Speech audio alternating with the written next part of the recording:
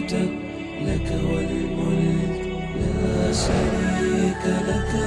لبيك لبيك اللهم لبيك لبيك لا شريك لك. لبيك إن الحمد والنعمة لك والملك لا شريك لك. لبيك لبيك اللهم لبيك لبيك لا شريك لك. لبيك إن الحمد والنعمة لك والملك لبيك اللهم لبيك لبيك لا شريك لك. بسم الله الرحمن الرحيم. الحمد لله القائل في محكم تنزيله يريد الله بكم اليسر ولا يريد بكم العسر، وصلى الله وسلم على سيد ولد عدنان محمد بن عبد الله وعلى آله وصحبه ومن والاه. بینندگان عزیز و گرامی در هر کجایی که هستید و در این لحظات دارید تصاویر ما را مشاهده می کنید، خدمت تک تک شما سروران و بزرگواران عرض سلام و ادب و خسته نباشید دارم و امیدوارم که از نعمت صحت و عافیت و تندرستی برخوردار بوده باشید. با برنامه دیگر از سری برنامه‌های رکن پنجم ویژه برنامه حج در خدمت شما سروران هستیم. در این برنامه ما و شما را جناب مولانا عبدالقدوس دهقان در این برنامه و با موضوع این برنامه همراهی خواهند کرد و ما به اجازه شما عزیزان از طرف شما و خودم خدمت جناب مولانا صاحب عبدالقدوس دهقان عرض سلام و ادب دارم. جناب استاد خوش آمدین به برنامه خودتون. خدمت جناب عالی و تمام بینندگان عزیز و ارجمند در ادب و سلام دارم.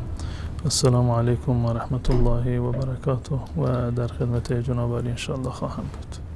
و علیکم السلام جناب مولانا صاحب، تشکر که در یکی دیگر از سری برنامه‌های رکن پنجم خدمت ما و بیننده های عزیز و گرامی حضور دارین.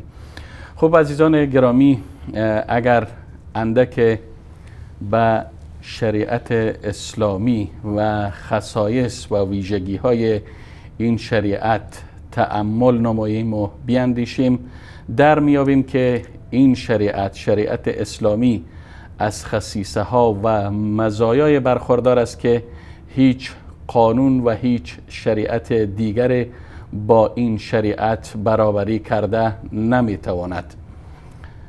یکی از مزایای عمده شریعت اسلامی میزه یا خصیصه یا ویژگی تیسیر و آسانگیری است و شریعت اسلامی قابلیت تطبیق و قابلیت پویایی و قابلیت ثبات را در عین وقت طی 14 قرن گذشته داشته و تا قیامت این خصیصه ها و این ویژگی ها همچنان ادامه خواهد داشت. با بحث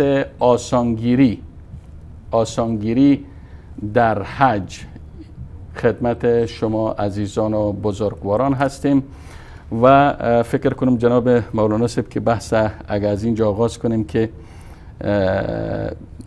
ابتدا از بحث آسانگیری در کل مظاهر آسانگیری و نمونه های آسانگیری در کل شریعت اسلامی اگر بیاغازیم بهتر خواهد بود. الحمد لله رب العالمین و صلی الله علی نبینا محمد و علی آله و صحبه اجمعین. همان گونه که شما هم اشاره کردید، شریعت اسلامی یک شریعتی هست که تطابق کامل دارد با ساختار جسمانی و روحی و معنوی انسان. انسان طبیعتاً در حیات زندگی گاهی فقیر هست، گاهی ثروتمند هست، گاهی صحیح و سالم هست، گاهی بیمار هست، گاهی در سفر هست، گاهی در حضر هست و احوال مختلفی رو انسان در حیات و زندگانی خودش تجربه می کند.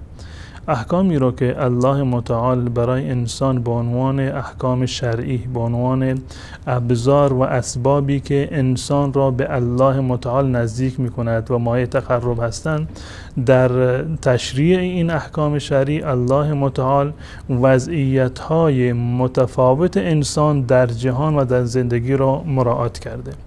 حالت فقر انسان را مد نظر قرار داده، حالت غنا و ثروت را، حالت بیماری را، حالت صحت و عافیت را، حالت جوانی را، حالت پیری را، بیماری را و سلامتی را، حضر را، سفر را، تمام اینها را الله متعال در شریعت اسلامی مد نظر قرار داده و احکام اسلام قابل مرونت هستند، قابل تطبیق بر موارد مختلف زندگی و در ادوار مختلف در واقع هستند.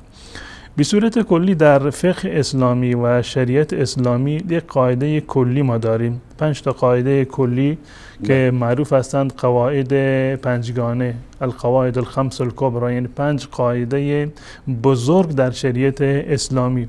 این 5 قاعده در واقع مد نظر تمامی فقها و مجتهدین هستند. هر مجتهدی در هر زمانی میخواد یک حکمی رو اجتهاد بکند در مورد حکم شرعیش از دلایل شرعی از قرآن و سنت، این احکام پنجگانه را و این قواعد پنجگانه را حتما باید مد نظر داشته باشد.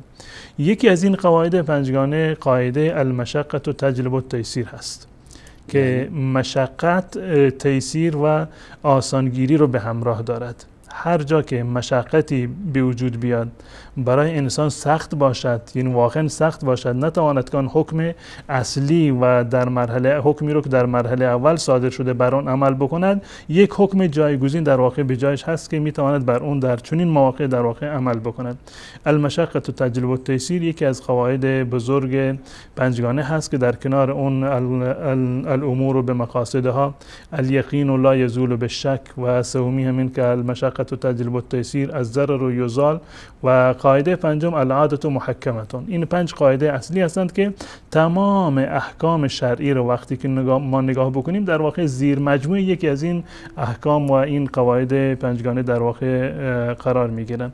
بدین خاطر است که شریعت اسلامی در واقع تمام وضعیت هایی رو که انسان در زندگانی دنیا به آن دچار می شود، تمام این وضعیت ها رو مد نظر قرار داده و در راستای تحقق این قاعده یا تطبیق این قاعده بر زندگانی شرعی و احکام شرعی که ما اونها رو انجام میدهیم، 2 تا اصل ما داریم. یک حکمی داریم با عنوان رخصت و دیگری عزیمت. رخصت و عزیمت، بله 2 تا حکم هستن که عزیمت یعنی حکم اصلی که در یک زمینه ثابت شده. عزیمت یعنی حکم اصلی که الله متعال به صورت عمومی اون رو صادر کرده. رخصت یعنی استثناءاتی که در اون حکم در واقع ثابت شده. رخصت رو در فقها و اصولی این گونه تفسیر کردند که ما ثبت علی خلاف دلیل شرعی لمعارض راجع، یعنی اون حکمی که برخلاف یک اصل شرعی و برخلاف یک حکم اصلی، حکم درجه دومی که در واقع ثابت شده. به طور مثال حکم اصلی این است که انسان در هنگام نماز باید ایستاده نماز بخواند. قیام در نماز، ایستادن در نماز یکی از احکام شرعی هست و یکی از ارکان نماز هست. اگر کسی توانایی ایستادن را دارد نشسته نماز بخواند، نمازش درست نیست، باید نماز رو دوباره اعاده بکند، چون رکن در واقع ترکش کرده. پس بنابراین حکم اصلی و حکم عزیمت در اینجا، حکمی که کلی هست در اینجا همون قیام هست که قیام یکی از ارکان نماز هست. خب در برخی از موارد هست که انسان توانایی قیام رو ندارد. به طور مثال کسی بیمار هست، توانایی ایستادن رو ندارد یا حتی شاید توانایی نشستن رو هم نداشته باشد. در این صورت حکم اصلی از چنین انسانی به خاطر مشقت چکار می شود؟ ساقط می شود. المشقة تجلب التیسیر، یعنی به خاطر مشقتی که بر این فرد هست نمی تواند بایستد، پس بنابراین در حقش یک آسانگیری و سهولتی در نظر گرفته شده و حکم بعدی این است که نشسته نماز بخواند. اگر نشسته نمی تواند، حتی دراز کشیده و خوابیده هم در واقع می تواند که نماز بخواند. به صورت کلی در باب رخصت ها و عزیمت ها اگر ما نگاه بکنیم، مردم میتونیم که بر 3 قسم مردم را تقسیم بکنیم. برخی از مردم هستند که در هیچ صورتی حاضر نیستند که بر رخصت عمل بکنند. یعنی بسیار سختگیرند، زمختند در دینداریشون، غلو شاید یعنی غیر قابل توجیهی رو در این زمینه داشته باشند که به هیچ عنوان بر رخصت‌های الله متعال در واقع عمل نمی‌کنند. خب اینا برخلاف دستور الله متعال در واقع دارند عمل می‌کنند که الله متعال می‌فرماد یرید الله بكم اليسر ولا یرید بكم العسر. الله متعال در تنظیم احکام شرعی برای شما سادگی رو مد نظر قرار داده، نخواسته که شما در واقع در زحمت بیفتید. مثالش اگر کسی اینجا بسیار میبخشین، اگر کسی سوال کنه که خب ما توانایی دارم، ما قوت دارم، ما اراده بیش از حد دارم، میتونم، آیا میشه این ادعای فرد توجیه باشه برای عدم اخذ بر رخصت؟ ببینید خود همین عمل کردن بر رخصت مراحل متعددی رو داره. این عمل کردن بر رخصت برای تمام مردم یکسان نیست.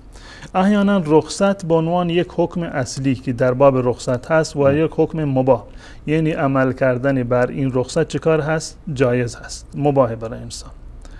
مرحله دوم میایم به صورتی که عمل کردن و عمل نکردنش در واقع هر دوتا جایز هستند و عمل کردن بر رخصت این در درجه اول هست، یعنی اولاتر و بهتر هست که در اینجا انسان بر رخصت عمل بکند نه بر عزیمت. عرض میکنم و مرتبه سوم در حالتی هست که عمل کردن بر عزیمت گناه است.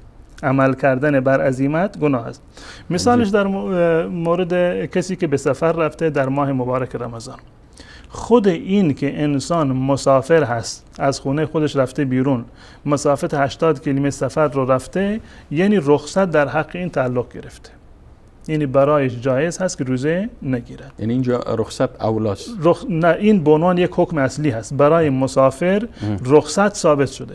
هر مسافری با هر نامی، با هر وضعیتی که باشد، این رخصت برای اون ثابت است، ولو این که با ماشین شخصی سفر کرده باشد، ولو این که با هواپیما سفر کرده باشد، ولو این که زیر سایه باشد، ولو این که هیچ گونه مشقتی هم در واقع تحمل نکرده باشد، هیچ گونه مشقتی هم برایش نیست، اما باز هم برایش جایز هست که روزه نگیرد، مباحه. مرحله دومین است که بهتر هست که بر رخصت عمل بکند. فرض کنیم مسافری رفته در سفر و سختش برای روزه گرفتن برایش سخت است. در این صورت روزه نگرفتن برایش بهتر هست، اولاتر هست. انسان نمیخواد، الله متعال نمیخواد که انسان خودش را در واقع در مشقت بیاندازد و خودآزاری و مشقتی که زائد الوصف باشه به هیچ عنوان شریعت اسلامی رو برای انسان نمیخواد. خب پس بنابراین برای کسی که در سفر برایش مشقت هست اما با وجود مشقت میتواند روزه بگیرد، حکمش در این صورت این است که بهتر هست روزه نگیرد به خاطر دفع مشقت. اما گاهی وقت یعنی انسان به یک اندازه میرسد که اگر روزه بگیرد چه بسا که در واقع دچار ضرر بشود، دچار بیماری بشود، یک عضوش مختل بشود، شاید که بیهوش بشود و بقیه عوارض جسمانی مبتلا به آن بشود. در این صورت بر اون واجب هست که روزه را بخورد. یعنی عمل کردن بر رخصت واجب هست و عمل بر عزیمت در این صورت خلاف اصل و در واقع خلاف شرع هست و در این صورت ناجایز هست. و نمونه شما در زمان رسول الله صلی الله علیه وسلم مردم دیدم که در یک سفری یک فردی رو چند نفر دور و برش رو گرفتند و سایه میکنند و بالای سرش چادری رو نگه داشتند. گفتند که چه خبر هست؟ گفتند که فلانی روزه هست و از حال رفته. رسول الله صلی الله علیه وسلم فرمودند که لیس من البر الصیام فی السفر، این دیگه نیکی نیست که شما در سفر روزه بگیرید. یا در جای دیگر رسول الله صلی الله علیه وسلم در سفری دیگر در ملأ عام در ماه که روزه بودند در ماه مبارک رمضان آبی رو گرفتند و در ملأ عام خوردند. اما بعضی دیگه روزه بودن گفتن ما روزه خودمون رو نمیشکنیم. رسول الله صلی الله علیه وسلم فرمودند اینها نافرمانند، اینا عصات هستند. زیرا که در این صورت ما باید بر همون اصل در واقع عمل بکنیم. مردم همون گونه که عرض کردم بعضی به گونه‌ای هستند که به هیچ عنوان رخصت‌های الله متعال رو قبول نمی‌کنند. اینها برخلاف دستور الله متعال دارند عمل می‌کنند، زیرا که رسول الله صلی الله علیه و سلم فرمودند که ان الله یحب ان تعطى رخصه کما یکره ان تعطى معصیته، یا در روایت دیگر کما یحب ان تعطى عزائمه. همان گونه که الله متعال می‌خواد که شما بر حکم اصلی عمل بکنید، دوست دارد که بر رخصت هم عمل بکنید. پس بنابراین این که ما رخصت رو به صورت کلی نادیده بگیریم، این برخلاف در واقع مقاصد شرعی هست. برخی دیگر از مردم به گونه‌ای هستند که دنبال رخصت ها هستند، دنبال هر فقیهی که حکم ساده تری رو فتوا بده و فتوایش ساده تر باشه دنبال اون میرن، غیر از این که مقاصد شرعی رو در نظر بگیرن. اصل و معیاری که بر اون عمل میکنند این است که نگاه میکنند در کدام مذهب کدام حکم ساده تر هست، دنبال اون میرن. اینها هم از نظر شرعی در واقع نکوهیده هستند و چون این کاری جایز نیست. و گروه سوم گروهی هستند که میانه هستند، معتدل هستند و در وسط هستند که در جایی که نیاز باشد بر رخصت عمل میکنند و اگر در واقع نیازی نباشد و توانایی داشته باشند و ضرر و زیانی به اونها تعلق نگیرد، بر همون حکم اصلی و بر همون عزیمت در واقع عمل میکنند. پس جناب مولانا صاحب خود رخصت، بحث رخصت هم گفتین مراحل و مراتب دارد. در یک مرحله حکمش حکم مباح است، مثل که شما اشاره کردین، مثلا در سفر است، و در مرحله دوم حکم اولاست و مرحله سوم واجب است. درست است؟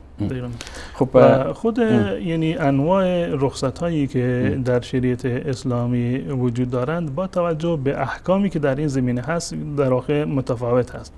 یعنی احیانا ما در شریعت اسلامی بعضی از رخصت هایی رو داریم، اجازه ها و مجوزهایی رو داریم برای انجام کار حرام. یعنی بحث رخصت بحث اولا و عدم اولا نیست، بلکه اجازه داده شریعت در برخی از جاها که ما کار حرام رو انجام بدیم. مانند مثالش مانند این که یک فردی رو گرفتند و مجبورش کردند که کلمه کفر رو بر زبان بیاورد.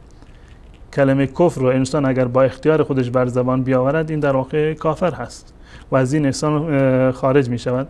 اما الله متعال می فرماند الا من اکره و قلبه مطمئن بالایمان. اگر کسی تحت فشار کلمه کفر را بر زبان آورد، ایمانش کاملا صحیح است و هیچ گونه اشکالی رو هم ندارد. یک فردی فرض بکنیم که در یک بیابان هست، گوشت خوک باشه، گوشت مردار باشه که حرام قطعی و 100% هست در تمام مذاهب اسلامی، اما برای حفظ جان در واقع جایز هست که انسان در واقع از این استفاده بکند، از گوشت حرامی اگر وجود داشته باشد و هیچ چاره دیگر نداشته باشد، تنها راه نجاتش این باشد که از این گوشت خوک یا گوشت مردار استفاده بکند، در اینجا بر اون واجب هست که این حرام را در واقع بشکند و بر آن در واقع عمل بکند. پس بنابراین در برخی از جاها رخصت ها در حدی پیش رفتند که حتی عمل کردن بر کار حرام را هم در صورت های خاص و در حالت های ضروری برای انسان در واقع جایز قرار داده، حتی در واقع مباح و واجب هم قرار داده. به طور مثال اگر انسانی از خوردن گوشت فرض کنیم که مردار امتناع بکند تا سر حد مرگ، تا اینکه جانش رو فدا بکند و بمیرد، این در واقع خلاف دستور رو انجام داده و در این زمینه این گناهکار هست. و در برخی از موارد هست که انجام دادن رخصت در زمینه ترک واجب هست، در زمینه ترک واجب هست. به طور مثال بر ما واجب هست که با آب وضو بگیریم، اما در صورتی که آب وجود نداشته باشه میتونیم که جایگزینش به جای اون تیمم بکنیم. بر ما واجب هست، قبلا عرض کردم که یکی از ارکان نماز هست که ایستاده نماز بخوانیم، اما اگر ایستاده نتوانیم باید در واقع نشسته نماز بخوانیم. صل قائما فإن لم تستطع فقاعدا. یا در سفر و حضر در به صورت یک حکم اصلی بر ما واجب هست که در هر روز نماز ظهر را یا عصر 4 رکعت بخونیم، اما در سفر ما این واجب رو ترک میکنیم و به جایش در واقع 2 رکعت رو میخونیم. پس بنابراین این دایره انجام رخصت ها احیانا در انجام محرمات هم شامل می شود، محرمات هم در حالات اضطراری برای انسان مباح می شوند، بلکه انجام دادنش واجب می شوند، و هم اجازه هست که در برخی از موارد به خاطر ضرورت و به خاطر تیسیر و به خاطر مشقتی که وجود دارد انسان کار واجب رو هم ترک کنه. خب تشکر جناب مولانا سبی. فکر کنم مقدمه بود برای بحث اصلی که بحث نمونه های تیسیر و آسانگیری و سهولت در مناسک حج است. اگر اجازه بدین به اجازه شما و به اجازه بیننده های عزیز و گرامی یک میان برنامه کوتاهی را میبینیم و با ما باشین تا بحثمون را ادامه بدیم و به اصل موضوع که همان تیسیر و آسانگیری در حج است پس از میان برنامه انشاءالله ادامه میدیم.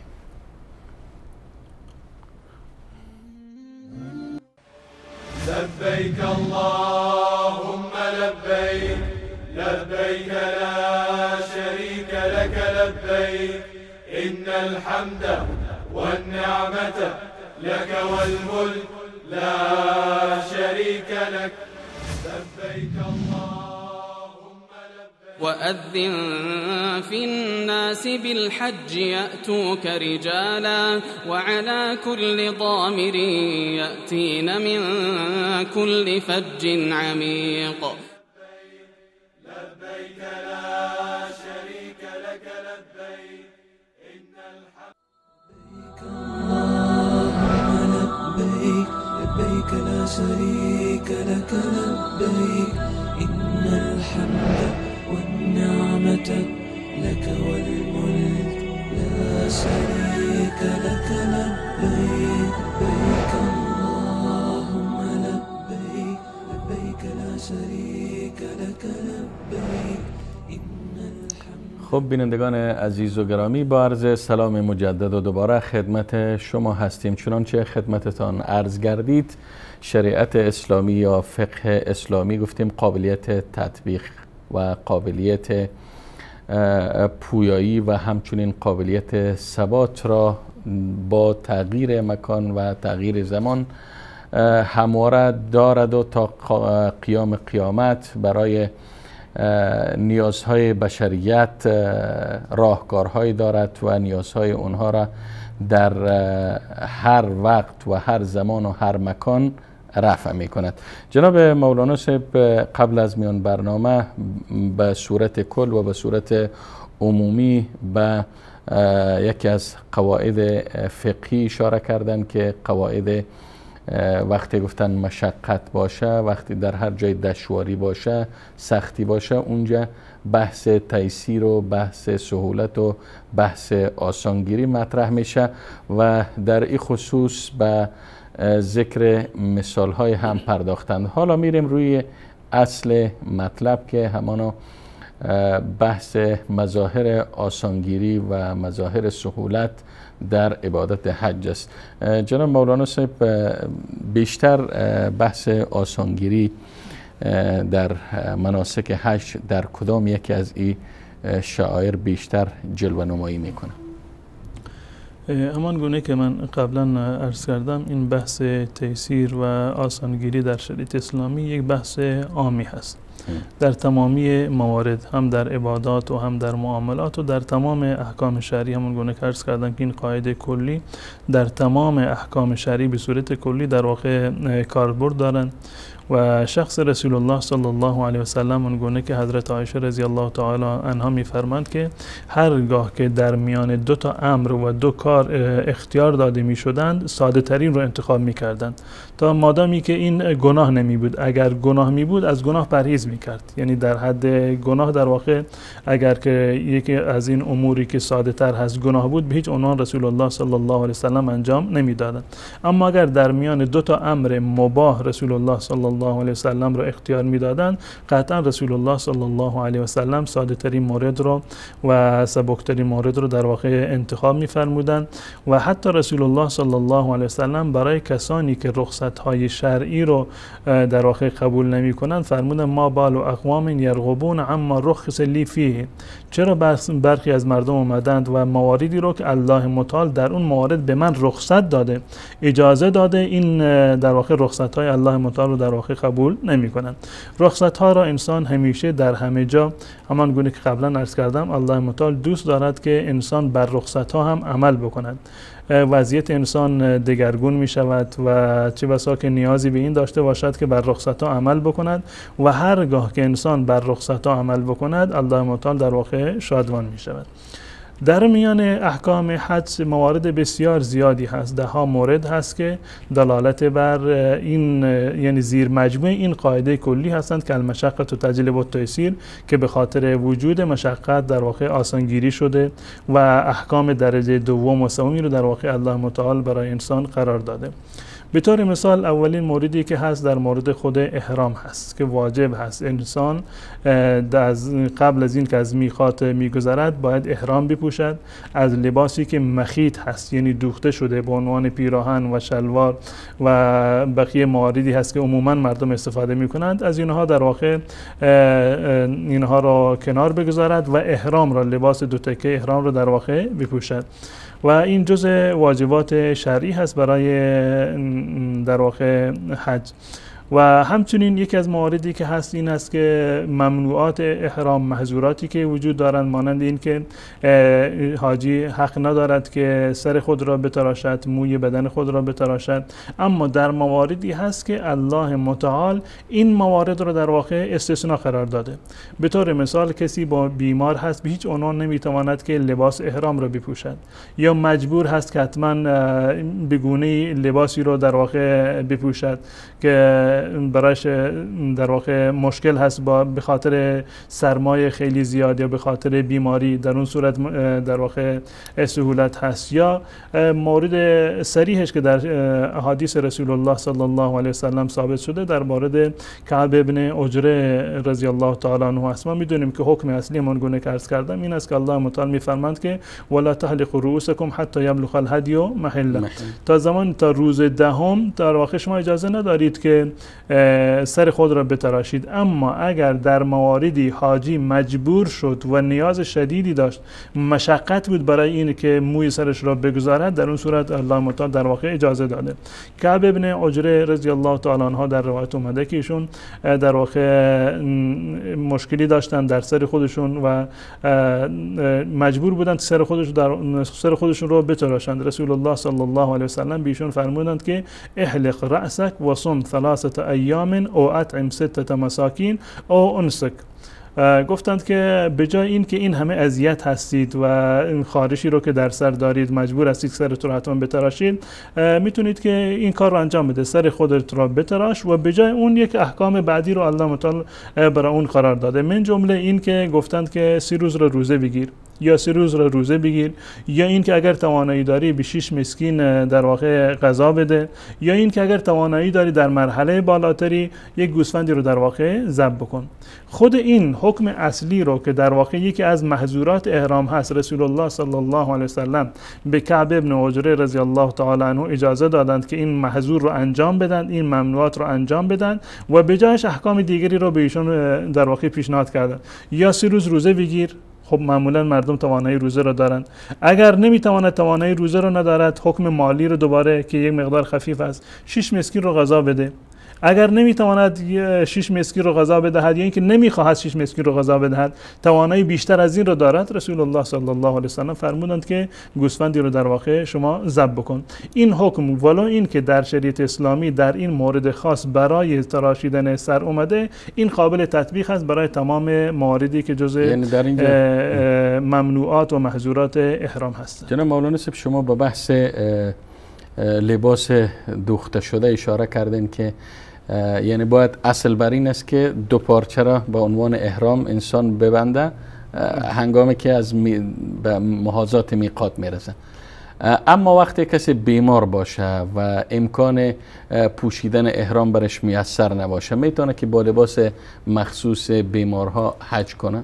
این جز مواردی هست که یعنی اگر واقعا برایش مشکل باشد و پزشک تشخیص بدهد هیچ گونه اشکالی ندارد. اونم در حد امکان انسان باید سعی بکنه که با لباسی که معمولا انسان در واقع میپوشد از اون در واقع متفاوت باشه، یعنی دوختش یا دوخت ساده تری باشه، به عنوان پیراهن یا به عنوان شلوار نباشه، به عنوان اون چیزی که میگن که دامن یا یک چیزی شبیه به این باشد. این هیچ گونه اشکال شرعی در این زمینه ندارد و در صورتی که مشقتی باشه و نیازی باشه این تحت این قاعده کلی در واقع داخل هست.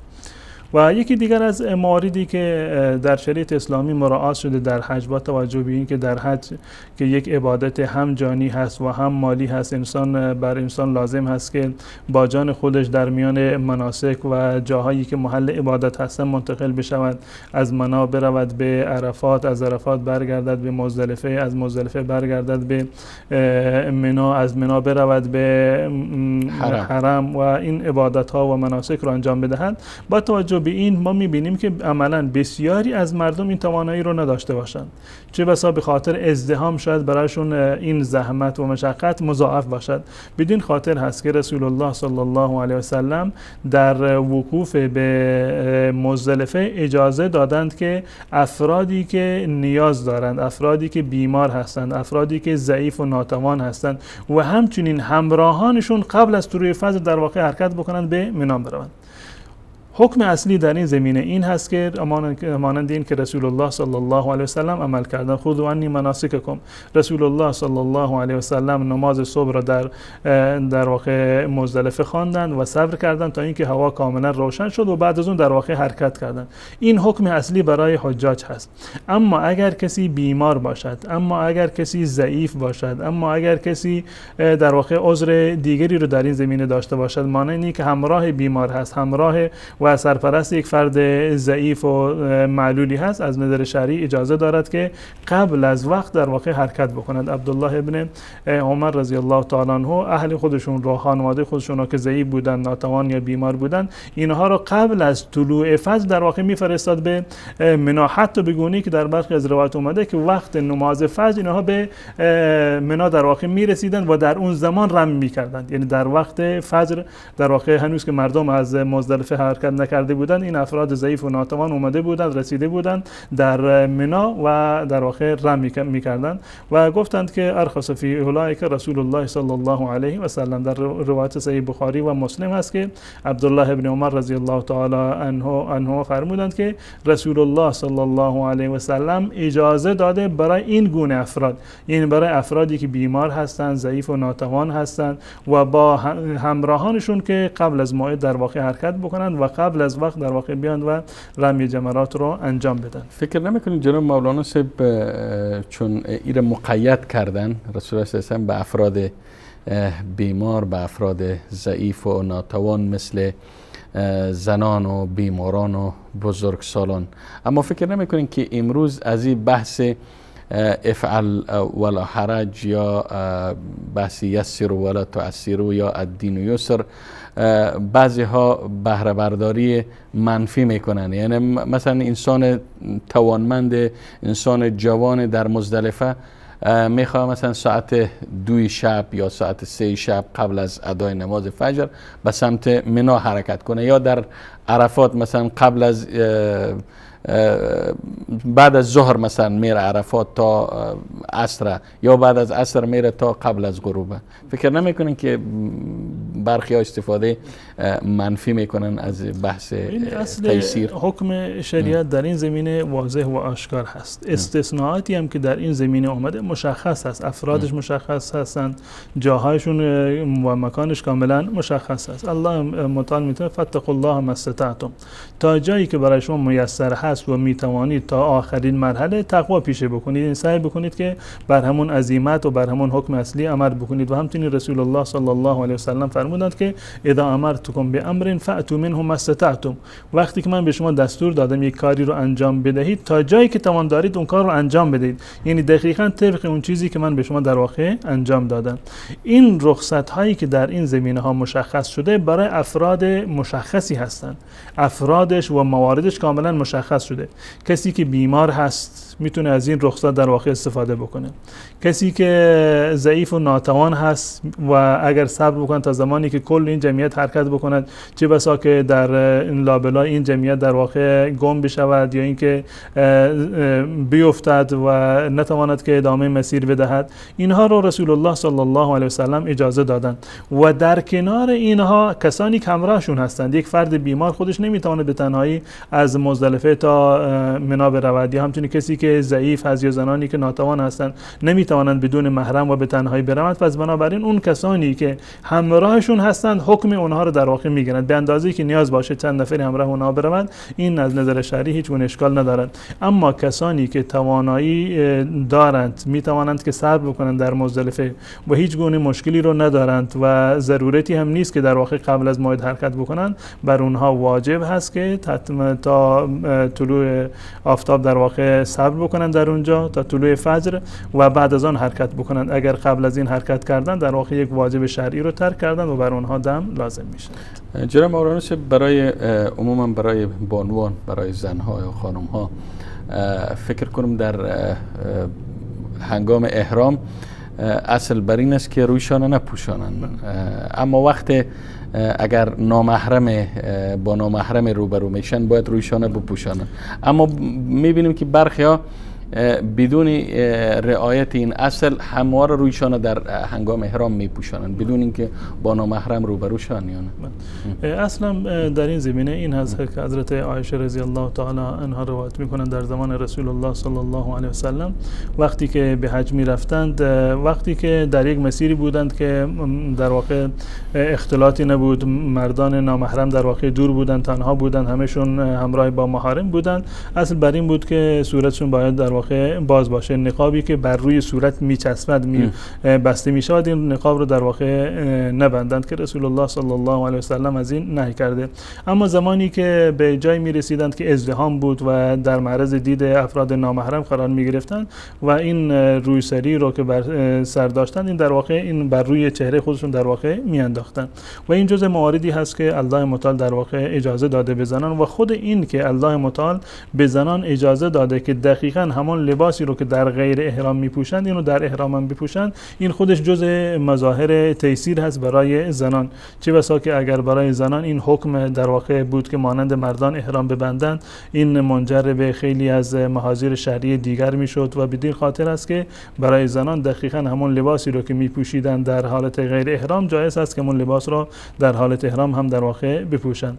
غیر از این برای زنها موارد دیگری هم هست که در شریعت اسلامی با توجه به وضعیت خاص اونها تیسیر و آسانگیری هایی در واقع مد نظر قرار داده شده، مانند طواف وداع که یکی از واجبات حج هست که رسول الله صلی الله علیه و سلم فرمودند که شما که حج کردید، کسی از شما امر الناس ان یکون آخر واحد بالبیت الا انه خفف عن الحائض. این دستور رسول الله صلی الله علیه و سلم هست که هر کسی که اومده حج کرده آخرین کاری که در مکه انجام میدهد باید طواف خانه کعبه باشد. این طواف به عنوان طواف وداع هست و یکی از واجبات حج هست که دستور رسول الله صلی الله علیه و سلم هست. اما در این زمینه ما می‌بینیم که رسول الله صلی الله علیه و سلم از زنانی که حائضه هستند، در حالت عادت ماهیانه هستند، این حکم را الله متعال از اونها در واقع برداشته. بر اونها جایز است که بدون این که طواف وداع را در واقع انجام بدهند میتونند که مکه رو در واقع ترک بکنند و هیچ گونه محظوریت شرعی را در این صورت در واقع نداره.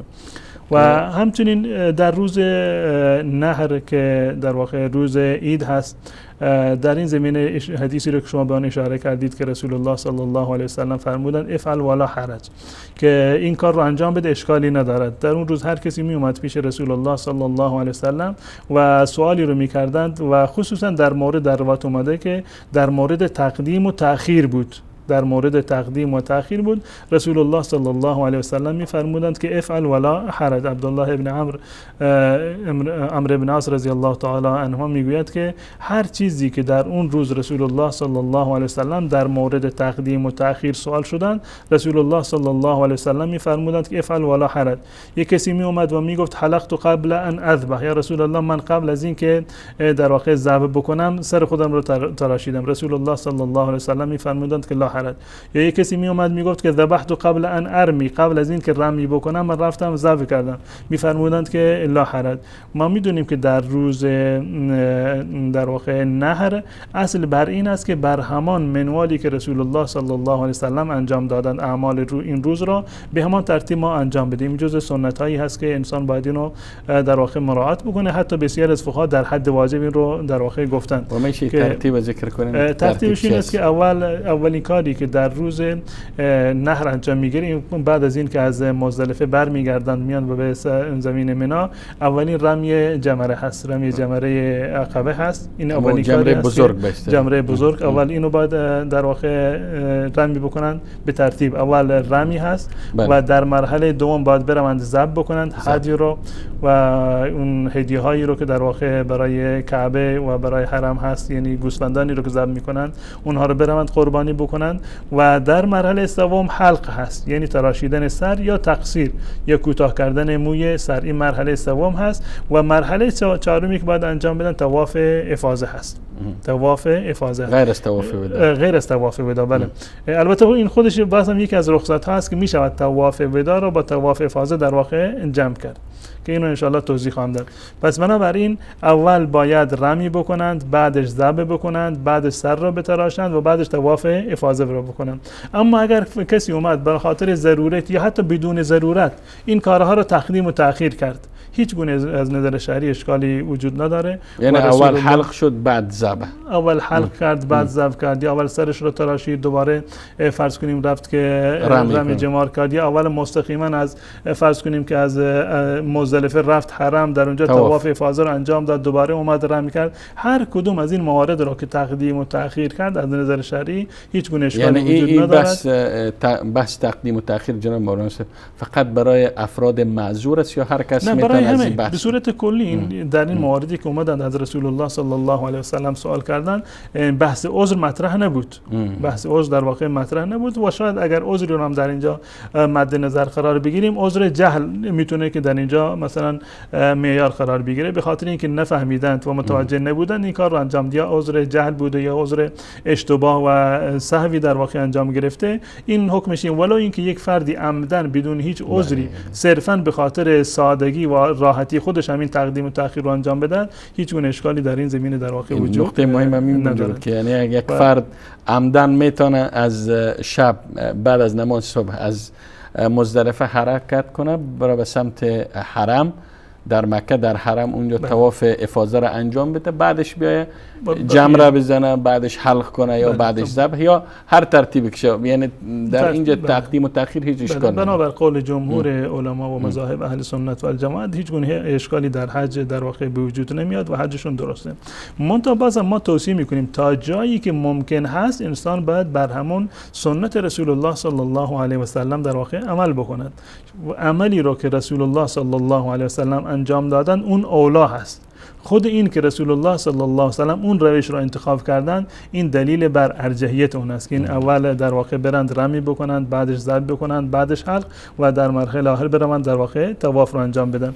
و این قاعده افعل ولا حرج را که رسول الله صلی الله علیه و سلم فرمودند، اینو ما باید در قاعده دیگری که رسول الله صلی الله علیه و سلم فرمودند که خذوا عنی مناسککم، این با اون در واقع یک جا ما باید اینا رو قرار بدیم، در کنار هم در واقع قرار بدیم. حج من طبق سنت رسول الله صلی الله علیه و سلم باشه و اون رخصت هایی رو که رسول الله صلی الله علیه و سلم مد نظر قرار دادن و به ما اجازه دادن، بر اون رخصت ها اگر عمل کردیم هیچ گونه اشکال شرعی وجود نداره. خب جناب مولانا، باز هم به اجازه شما و اجازه بیننده های عزیز و گرامی میریم سراغ یک میان برنامه کوتاه و بعد از میان برنامه ان شاء الله با ما باشین تا بحث را با هم ادامه بدهیم.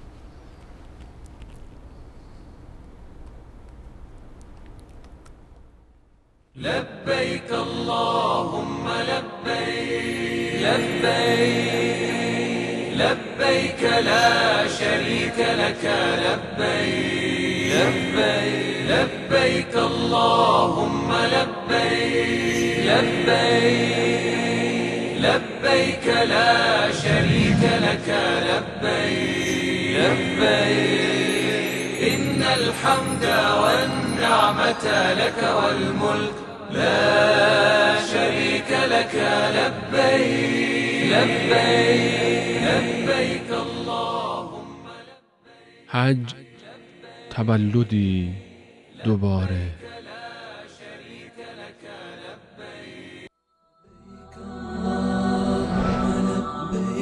لبيك لا شريك لك لبيك إن الحمد والنعمة لك والملك لا شريك لك لبيك لبيك اللهم لبيك لبيك لا شريك لك لبيك إن الحمد والنعمة لك والملك لا شريك لك لبيك لبيك اللهم لبيك لبيك لا شريك لك لبيك إن الحمد والنعمة لك والملك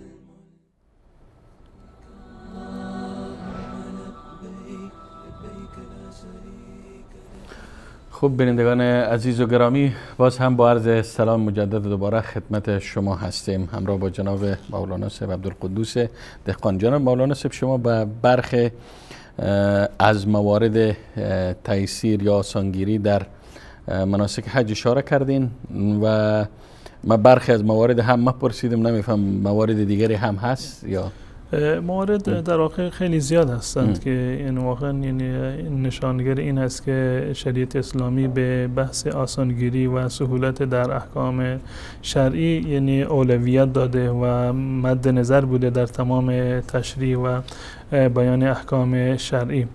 و من جمله مواردی که در حج جز رخصت ها هست، مظاهر تیسیر هست، این است که رسول الله صلی الله علیه وسلم در مورد رمی جمرات چند مورد در این زمینه هست.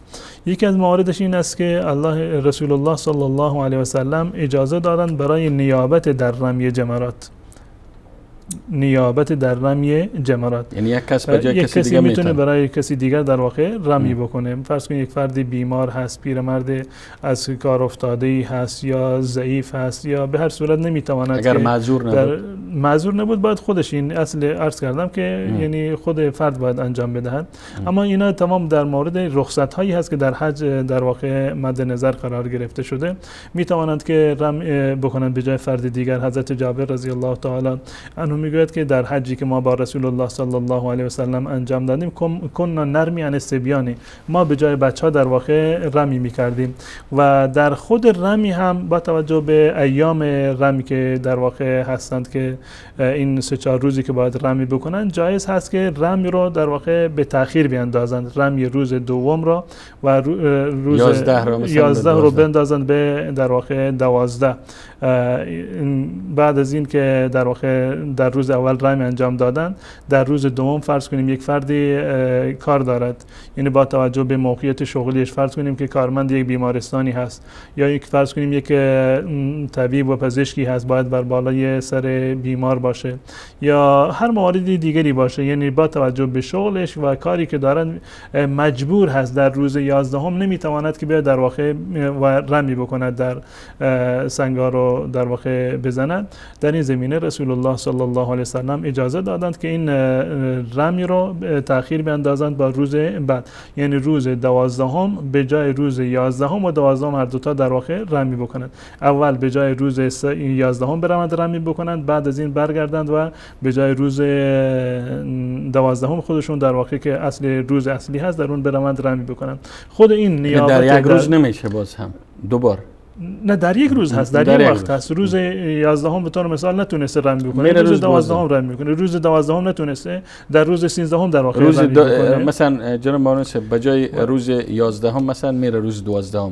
ابتدا باید روز 11 جمره صغرا و وسطا و کبرا بزنه، بعدش روز 12 بعد از روز 12 بله منظور در عین وقت، در عین وقت در همون وقت، یعنی روز 11 نتوانسته که برود رمی جمره رو انجام بدهد، روز 12 میره. اصلا روز 11 اصلا نتونسته در منا باشه، رفته خارج از منا، در یک جای دیگر در مکه رفته یا بنابر کاری داشته، نتونسته که بیاد در منا و در واقع رمی جمرات رو انجام بده. میتونه اینو تأخیر بیاندازد به روز 12. یا روز 12 رو نتوانسته، میتواند که در روز 13 اینو در واقع انجام بدهد، به دلیل اینکه ابوالبداح ابن عاصم روایت میکند از رسول الله صلی الله علیه و سلم که ایشون برای کسانی که چوپان بودند یا برای کسانی که ساقی بودند، آب می آوردن، میرفتن مکه آب می آوردن، به اونها اجازه داده بود که اصلا مبیت در منا را هم نداشته باشند، هم مبیت نکنند و هم این که رمی جمرات را به تأخیر بیاندازند، روز 11 را در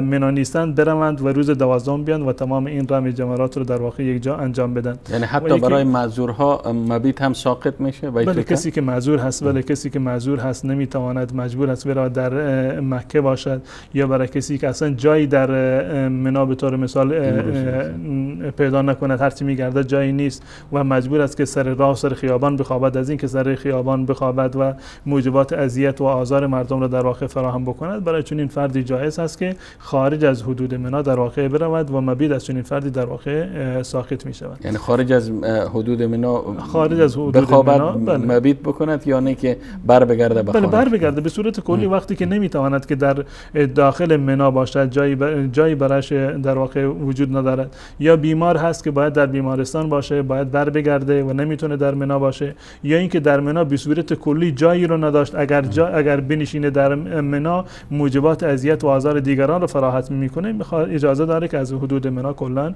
خارج بشه. وقتی که از حدود منا خارج شد تفاوتی نداره که چه چسبیده به منا باشد، چه بر بگرده به هتلش یا هر جای دیگری که باشد. بحث جناب مولانا بحث تأخیر طواف افاضه، یعنی طواف افاضه باید همان روز دهم روز عید صورت بگیره یا میشه که به تأخیر بیاندازه؟ نه خیر، تأخیر عرض کردم که در طواف افاضه جایز هست که این رو به تأخیر بیاندازن. روز 11 12 13 اصلا روز 13 همون روزی که در آخر هم وقتی که میروند میتونن اینو انجام بدن. روز دهم انجام داد فبها و نعمه، که بهتر است که طبق سنت رسول الله صلی الله علیه و سلم باشد.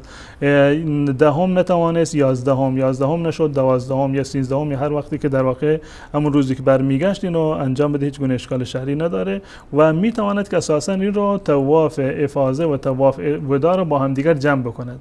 یعنی در روز 13 فرض کنیم که در روز 12 اگر کسی که مستعجل بود رمی جمرات کرد و خواست که از مکه خارج بشود، یا روز 13 بیاد طواف افاضه رو انجام بدهد و این طواف افاضه هم به عنوان طواف فرضش حساب می شود، طواف افاضه هست و هم جایگزین طواف در واقع وداع هم می شود، طواف دیگری هم برگردن اون لازم نیست. خب جناب مولانا ما کم کم داریم به پایان وقت برنامه نزدیک میشیم و گفتیم که دین اسلام دین یسر است، دین مشقت و دشواری و سختی نیست و خود حج وقتی بر انسان مسلمان، بر فرد عاقل بالغ مستطیع در طول عمر یک بار فرض میشه، خود ای دال بر تیسیر است، دال بر سهولت است، دال بر آسانگیری است. شاید افرادی باشند که بنا به دلایل مختلف نتونستن که حج را انجام بدن، ادای حج کنن یا رکن پنجم بجا بیارن. میگن خب در مورد ما آیا میشه که بحث تیسیر و بحث آسانگیری مطرح شود؟ ما چی کاری باید بکنیم که ثواب و اجر و پاداش حاجی را ما هم کمایی کنیم؟ همون گونه که شما اشاره کردید، خود این که در شریعت اسلامی حج یک بار در عمر فرض هست، این خودش میتونه یکی از مظاهر در واقع تیسیر باشه و رسول الله صلی الله علیه و سلم زمانی که حج رو توضیح دادن، یکی از اصحاب سوال کرد یا رسول الله آیا هر سال ما حج بکنیم؟ رسول الله صلی الله علیه و سلم ساکت شدند و چند مرتبه که این سوال رو تکرار کردن گفتن نه، فقط یک بار هست. اگر من بگم بله، بر شما واجب میشود که هر سال بیاید حج بکنید و هر کسی نمیتونه هر سال بیاد در واقع حج رو انجام بده. خود این که در عمر یک مرتبه حج بر انسان واجب هست یکی از مظاهر و نشانه های تیسیر است و این که انسان میتواند که کسی را نیابت بدهد برای حج، این خودش یکی از مظاهر تیسیر است. کسی بیمار هست و کسی معلول هست یا کسی پیرمردی هست که توانایی رفتن رو در واقع نداره یا راه بند هست، به هر صورتی یعنی امکان رفتن به حج براش میسر نیست، میتواند یک فرد دیگری رو به عنوان نیابت برای خودش انتخاب بکنه که حج بدل در واقع انجام بده و و جالب بر این است که اگر کسی پدر و مادرش نتونستن در حیات خودش حج و عمره رو انجام بدن، جایز هست برای ولیش که بعد از اون برود به جایش حج بکند. سبحان الله. من می‌خواستم این سوال کنم. حج برای مرده هم در واقع یکی از مواردی هست که جز ایصال ثواب هست و رسول الله صلی الله علیه و سلم در موارد متعددی روایاتی که در صحیح بخاری و مسلم و سنن اومدن توصیه کردن، افرادی اومدن پیش رسول الله صلی الله علیه و سلم و سوال کردن که مادرم می‌خواسته حج بکنه وفات کرده چیکار بکنم؟ رسول الله صلی الله علیه و سلم فرمودند که به جاش حج بکن. اگر قرضی از مردم برگردنش بود ادا نمی‌کرد، گفت بله، گفت اینم قرض خدا هست، میتونی که در واقع انجامش بدید. پس بنابراین خود این که حج یک بار در عمر هست، سادگی و آسانی هست. شما میتوانید در صورتی که ناتوان باشه انسان، یعنی خط امید کرده باشه و به هیچ عنوان امکان رفتن به مکه نباشد، میتواند یک فردی را به نیابت خودش این حج بدل انجام بده. کسی در حیات خودش نتوانست، به فرزندانش بعد از وفاتش میتوانند که به جهان در واقع حج و عمره رو انجام بدن. و جالب اینجا هست که یکی از مظاهری که در واقع دلالت بر سهولت میکنه و دلالت بر مساوات میکنه در شریعت اسلامی این است که اعمالی رو الله متعال مقرر کرده که ثواب حج و عمره رو در واقع دارند، بدون این که انسان به مکه برود و حجی رو انجام بدهد. اون بحث فرض که برگردن انسان هست، واجب شرعی هست که حج بکند، اون به جای خودش، اما دریافت ثوابش راههای دیگری رو دارد که انسان میتواند از راههای دیگری همون ثوابی رو که حاجی در واقع دریافت میکند، یک فرد دیگری در منزل خودش نشسته و این حج و این ثواب رو در واقع دریافت بکند.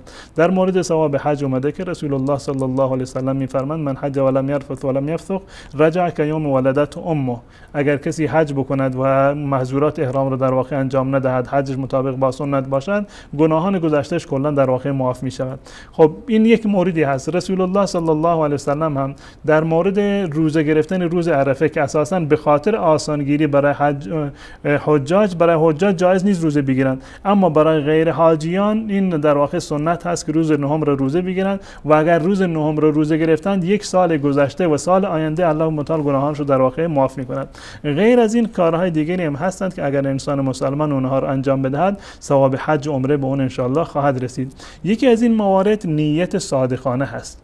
انسان عزمش رو جزم میکنن. من مطمئن هستم که بسیار از بینندگان عزیز که صدای ما رو میشنوند امسال تصمیم داشتند که حج بکنن، اما بنابر مسائلی نتونستند که در واقع حج بیان. اینها در واقع در ثواب حج شریک هستند و به دلیل این که رسول الله صلی الله علیه و سلم در غزوه تبوک وقتی که رفتن در مسیر بازگشت، وقتی که میخواستند به مدینه بازگردند، فرمودند که در مدینه افرادی هستند که همراه با شما نبودند، اما هر مسیری رو که شما رفتید، هر رودخانه‌ای رو که شما پشت سر گذاشتید، آنها همراه شما بودن. شرکوکم فی الاجر، اونها در اجر با شما همراه هستند.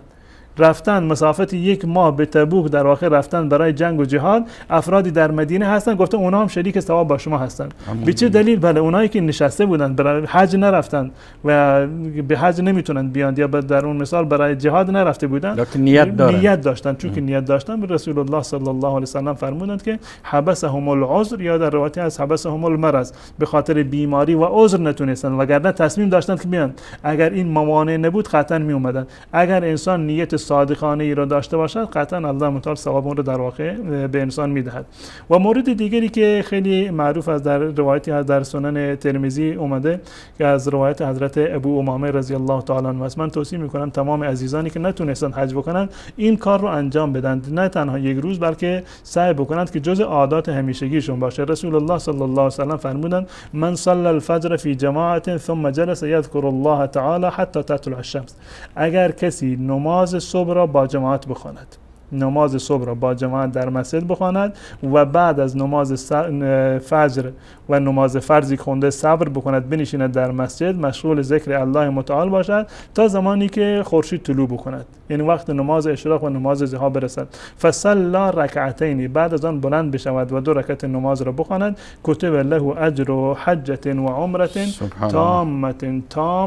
تامة. فرمودند هر کسی این کار را انجام بدهد، حج، ثواب حج و عمره کامل رو الله متعال در واقع به اون عنایت میکند. و این فضیلت واقعا بسیار بزرگی است که الله متعال به خاطر مساوات و عدالتی که دارد، حتی اونایی که به حج نیامدن میتوانند که ثواب حج رو در واقع در خونه خودشون، در مسجد محل خودشون هم کسب کنند. تشکر جناب مولانا صاحب. میخواستیم که بیشتر از شما بشنویم، اما وقت برنامه یاری نمیکنه. در پایان برنامه از شما جهان سپاس و امتنان دارم.